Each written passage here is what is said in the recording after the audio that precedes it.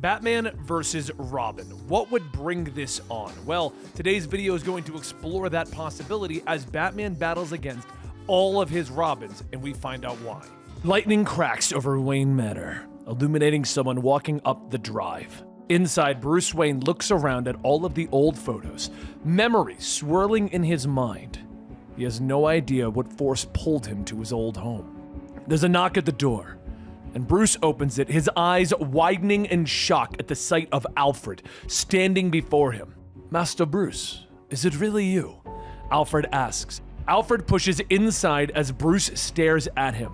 "Whoever you are, this is an unforgivably poor taste. Alfred Pennyworth is dead," Bruce says, but Alfred turns on him, warning him about Bane and Thomas Wayne, what they have planned. Bruce looks at Alfred in shock, knowing that this would have been Alfred's last memories before he died. He puts a hand on his old friend, his old father figure, questioning how he could have possibly gotten here and be alive. Alfred doesn't know, so the two head into the kitchen to have some of Alfred's favorite tea. The next hour, Bruce is questioning Alfred, asking him things that only the real Alfred would know. They both finally agree to head down into the cave and give the man a full medical exam.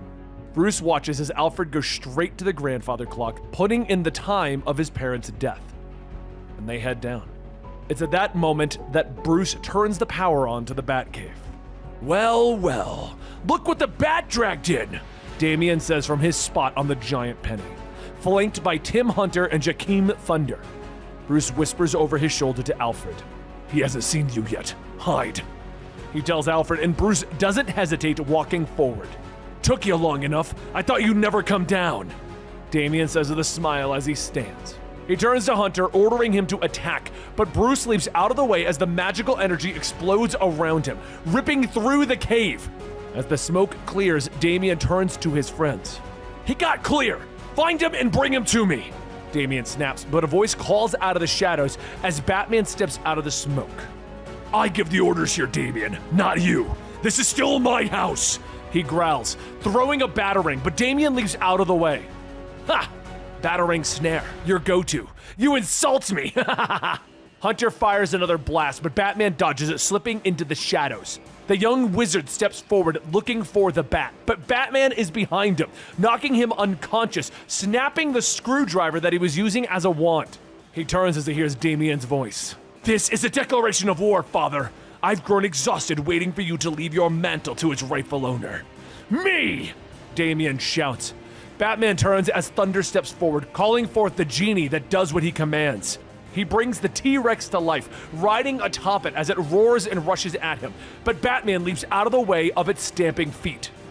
"Damien, whatever's speaking through you, stop this right now! You're putting these boys into danger!" Batman shouts, leaping out of the way as several attacks come from the T-Rex, throwing a smoke bomb into the air, knocking Thunder out. Batman keeps moving, but something grabs him from behind, throwing him to the ground. He looks up in shock as several of the old Robin and Batman costumes have come back to life and have begun to attack him. "It's time to put you out of my misery, detective. I've grown to hate you as you hate me. You left me on my own, rejected me. Why? Because I have Al Ghul blood running through my veins?" Damien says as he leaps down, watching his father be beaten by his own suits.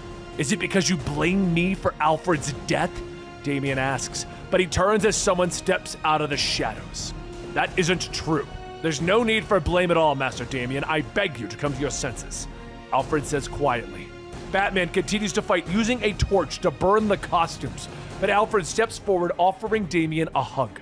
Robin moves towards him, but blades suddenly snap out of his gloves.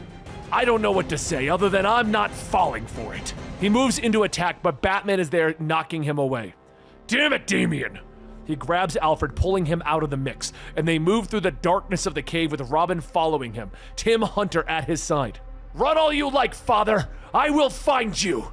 Damien shouts into the shadows, and they keep moving, with Tim firing magical blasts at them. Batman and Alfred finally come to a cliff, unable to continue forward. They turn, seeing Damien and Tim Hunter there right behind them. "I thought we could get past our disagreements, Father, to find some way to be the son that you wanted. But I found something from your own past that finally opened up my eyes," Damien says, pulling out a gun and aiming it at Batman's chest. "My parting gift, Father. Closure. Your life ends as it began. I only wish that you were wearing pearls, Damien says, and Batman moves to protect Alfred as the gun goes off, the rounds ripping through Bruce's chest. They both tumble off into the darkness with Damien staring into the pit below them. Farewell, father. But Damien is unaware that Batman has grasped a hidden ladder. Shortly after, the Batboat pulls away into the harbor with Bruce explaining to Alfred that he had to upgrade the body armor, and that he managed to see the long-forgotten ladder as they began to fall. Bruce explains to Alfred that they have to find somewhere to keep him safe while he tries to figure out what's going on. It doesn't matter, he's my family too, Alfred tells him, refusing to be kept safe. Bruce stares at him for a moment before embarrassing him in a hug. I miss you, old friend, Bruce says gently. Meanwhile, Damien is returned to the Tower of Fate, snapping his fingers, and Tim and Jakeem fall to the ground. I regret to inform you that the detective lives. You failed. Don't give me children next time, then. The voice nods, offering Damien a magical, powerful item for him to use in his war. Meanwhile, over on the docks, Batman has taken stock of what items he has, aware that he is underprepared for this fight, knowing that the Bat family comms are probably compromised. But he does have one item that they can use, a magical key that Zatanna gave him a long time ago. This will allow him to travel to her house through any door. And as we're obviously facing a magical threat, she's my go-to expert. He tells Alfred as they step through the door, but the house is empty. He pushes through into her study, where he finds Zatanna floating in the air, strangled by a noose. Hello, Bruce, she whispers in a strange voice, and he begins to reach for her as she explains that she has been caught in Schrodinger's noose. I am both alive and dead, for now, she whispers. The one punishing us is intent on making us suffer. She warns him, telling him that the various members of the Justice League Dark have been caught in several curses, taking them out of the equation. This must be stopped. Something in the ether is terribly wrong, Bruce, and it's Damien's doing. But Batman doesn't understand, questioning how Damien could have done all of this. I don't know, but you have to find out quickly, because death is not off the table for any of us. Use the key. It will take you to a secluded place new to you, the place that keeps all of the secrets. There you may learn exactly what Damien did.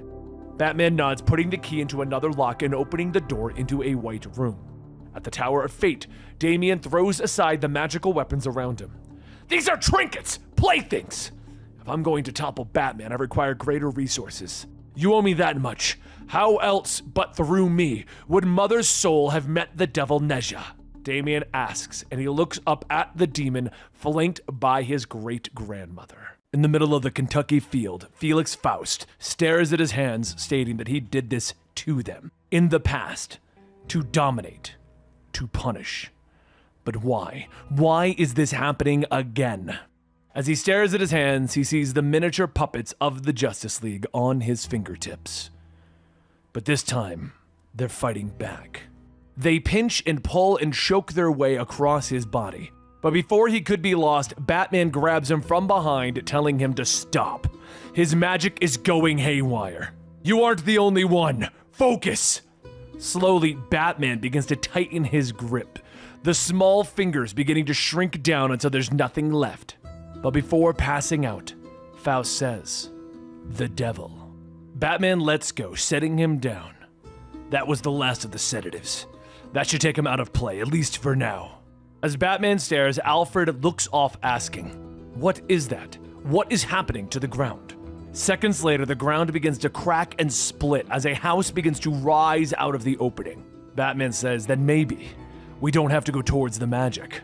Maybe the magic will come to us. Alfred looks at all of the tombstones, asking, what is this? Where are we?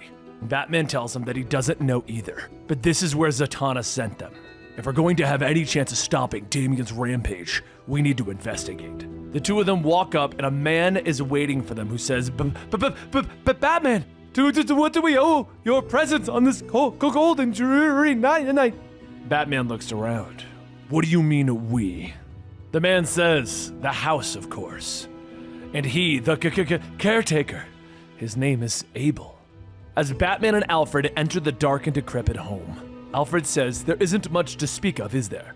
And Abel turns back. Shh, don't let the house hear you. It welcomes company, particularly people with questions, but proceed with caution. Everyone who enters the House of Secrets eventually learns something they do not wish to know. But before Batman can ask his first question, Abel disappears, and he and Alfred wander into a dark room.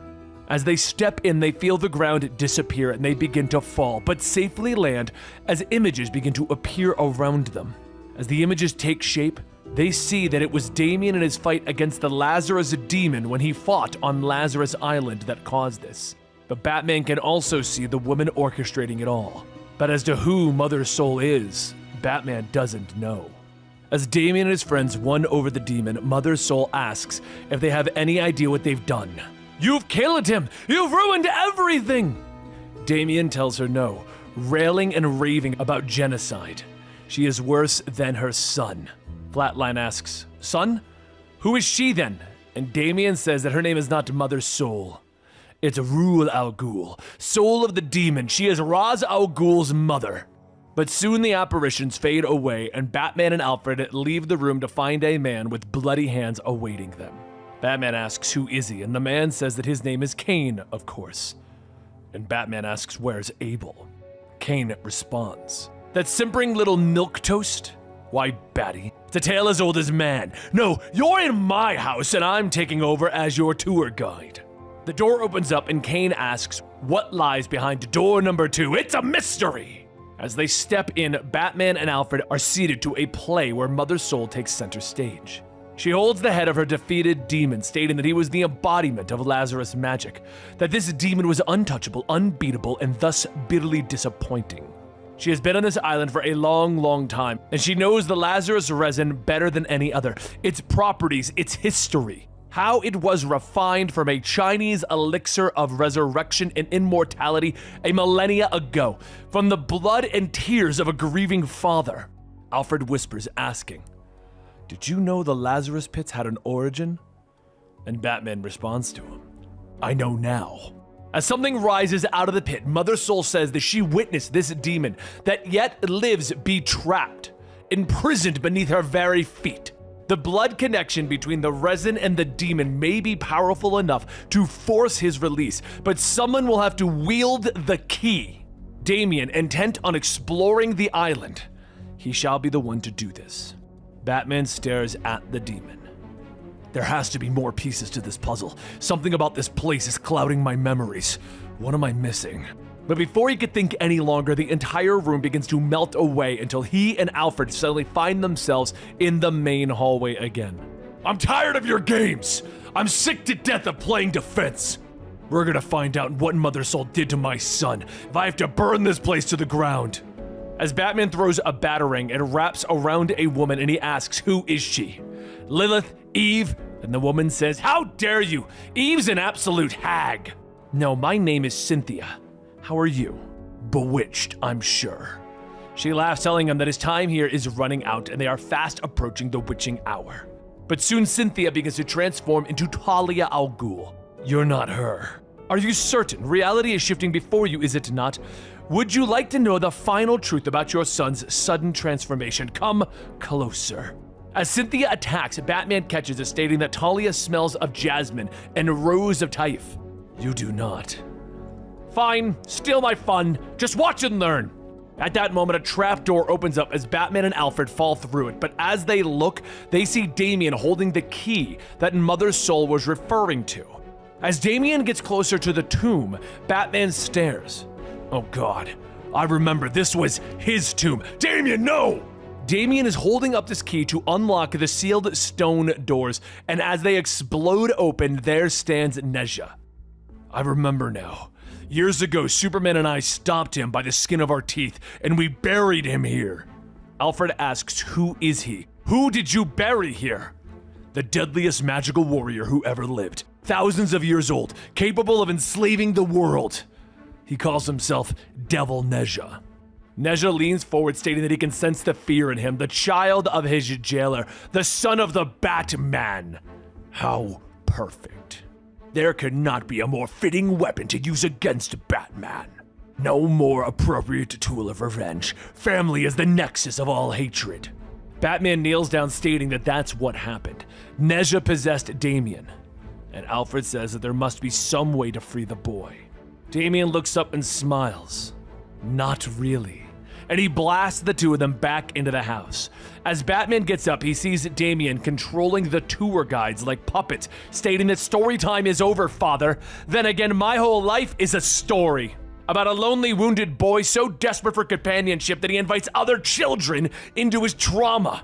Damien releases the puppets and begins to set the house on fire. Every story has an ending, father! And the fire, don't look at me. You're the one who said that you wanted the house ablaze. So do us both a favor and just lie down and die. Of course, Batman does the exact opposite, and he begins to race out of the burning house. But back with Damien, Mother Soul asks if he left him to perish. And Damien says, I left Batman in a burning mansion. It's like trying to catch a rhinoceros with a butterfly net. I've achieved my goal. I've rattled his spirit. I delivered my message. I know my father.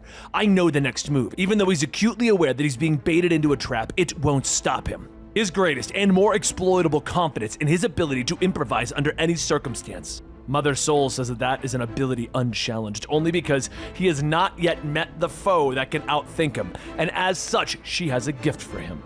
Damien takes the clothing and begins to put it on, and as he steps into the light, he reveals it to be a new Batman suit.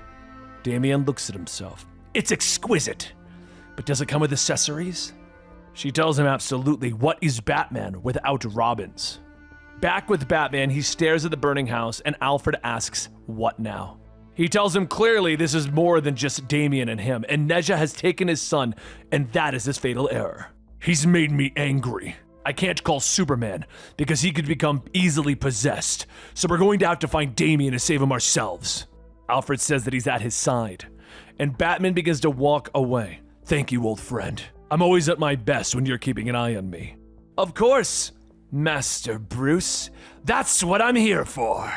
The light casts over Alfred and his shadow changes into the form of Neja.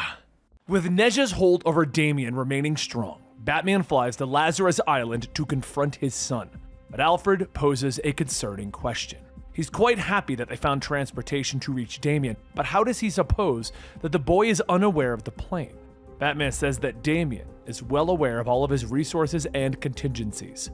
He would have left the plane, and only the plane, on purpose. Damien wants them to come to Lazarus Island, and they can't count on any family for backup.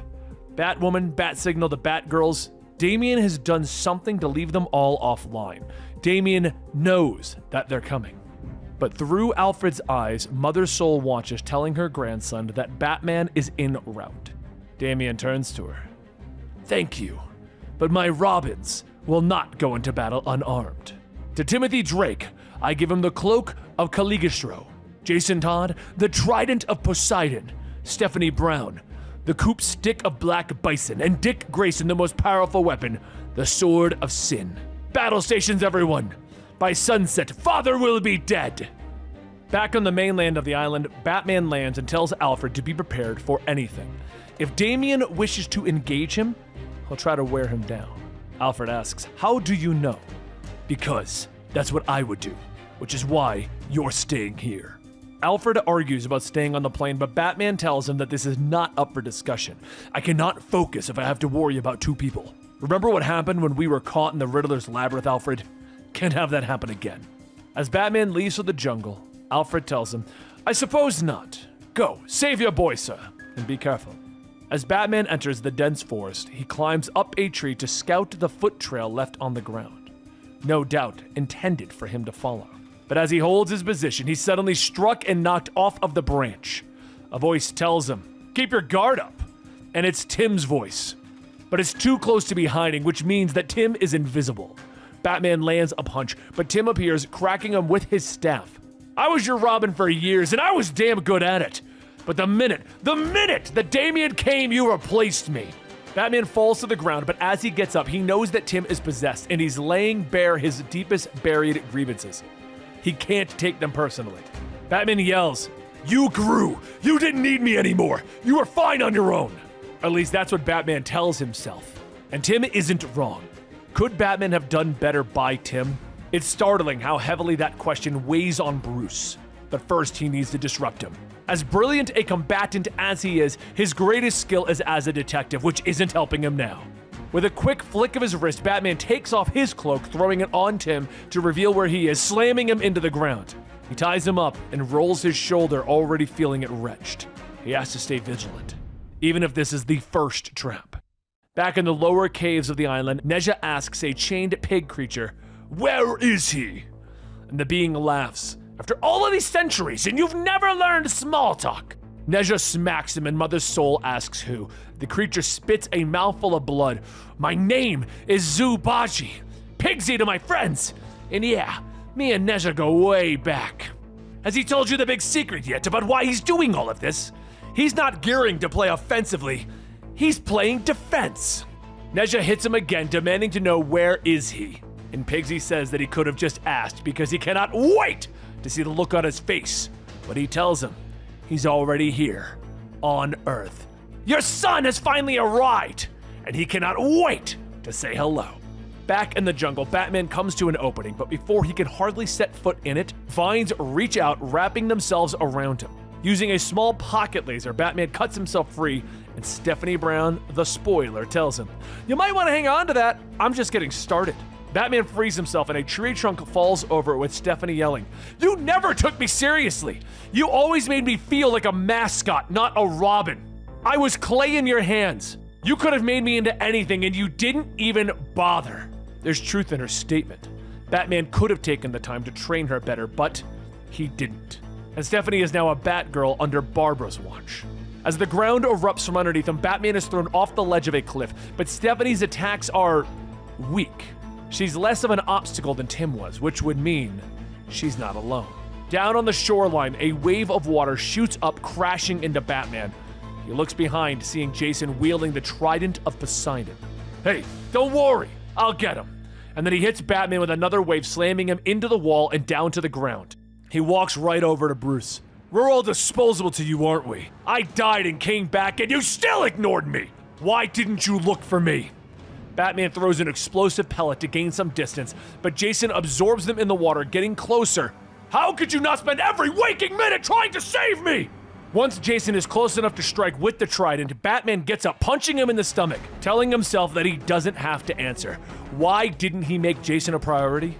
Maybe he was afraid of what he'd find, afraid of what he'd have to own up to, a ward that he'd let turn into Joe Chill. Batman wrestles the Trident from Jason's hands, hitting him on the side of the head, and then rides the water back up to the cave with Stephanie, where he makes quick work of her.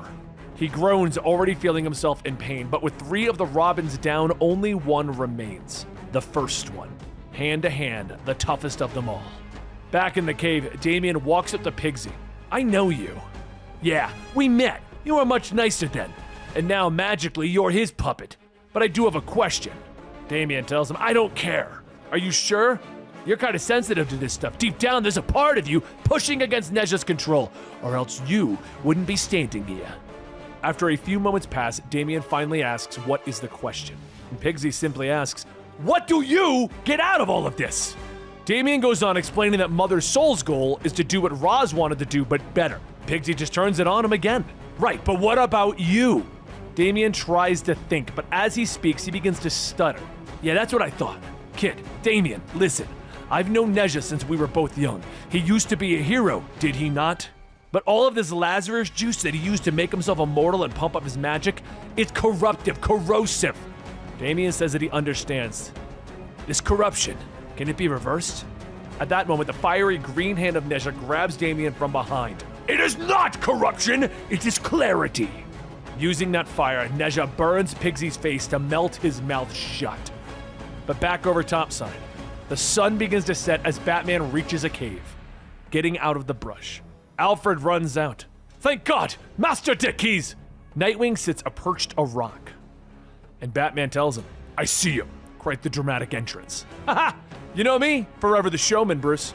With no supplies left, Batman pulls off the utility belt as his only weapon to fight with. Nightwing asks him, "Do you remember that I was in the circus, right? People used to come by the thousands to see the flying Graysons. Their applause was electric. The rush was unbelievable. Then you came and you took it all away. You hid Dick Grayson behind a mask." Batman thinks for a moment. Nightwing has never said anything like that before. Should he have realized it? And Nightwing yells, I could still show off as long as nobody knew that it was me. Robin lived so that Dick Grayson could die. They both begin to struggle as Batman thinks back to what Damien said. It was similar, that he could have given any of these kids an ordinary, normal life free of danger. Instead, oh God, what kind of monster am I? I don't deserve to win here. Who am I to fight them, punish them simply for... Wait, that sword. That's Azrael's sword of sin, and manifests guilt and doubts it in the opponent's mind and magnifies it for them. It's been working on me since I arrived. Well played.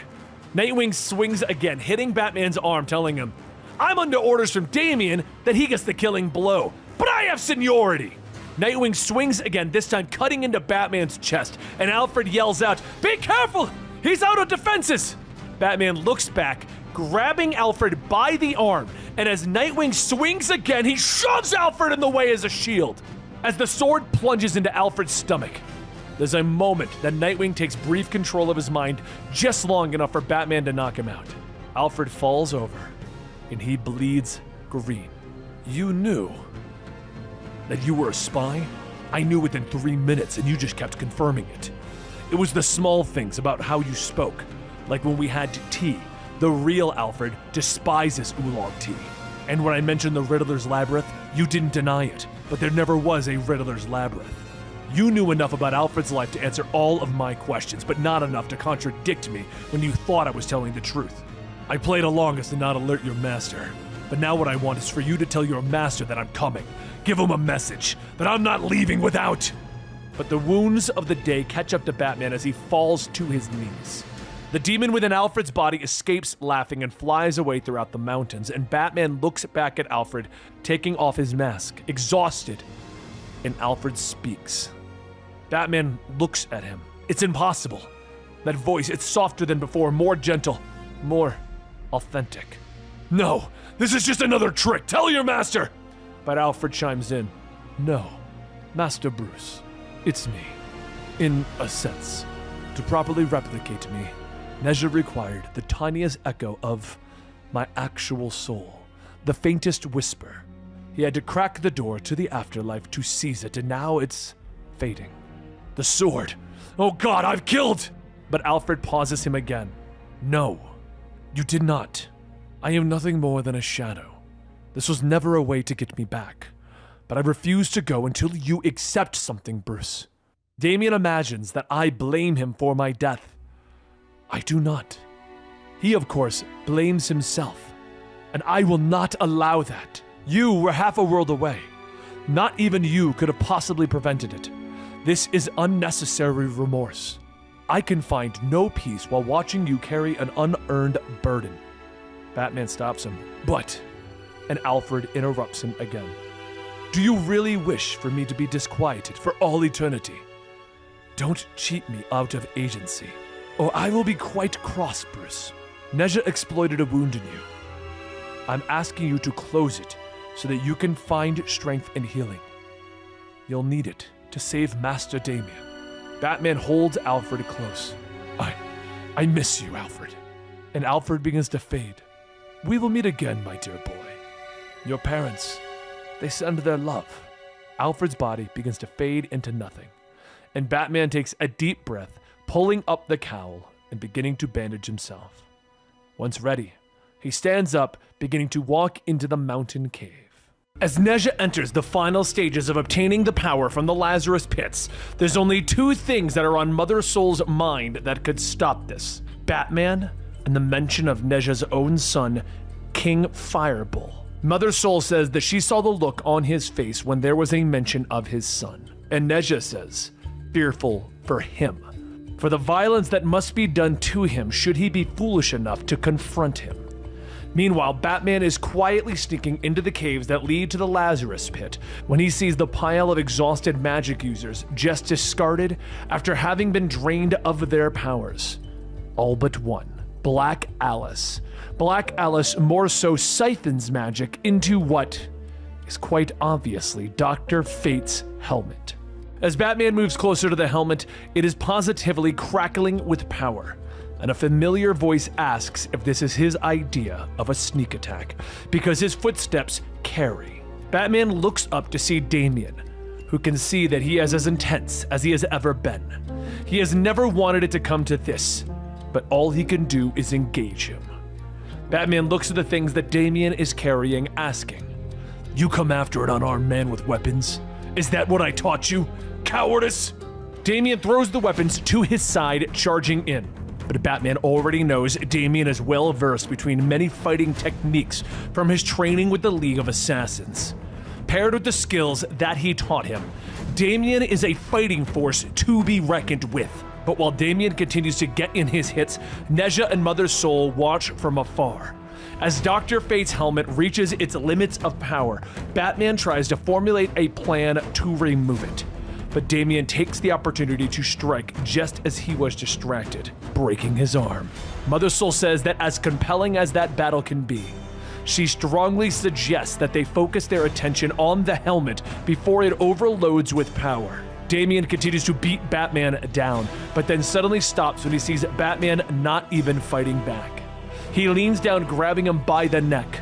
"Wait, you knew this was a death trap, but Batman never enters a trap without a plan. What is your plan? What is it, old man?"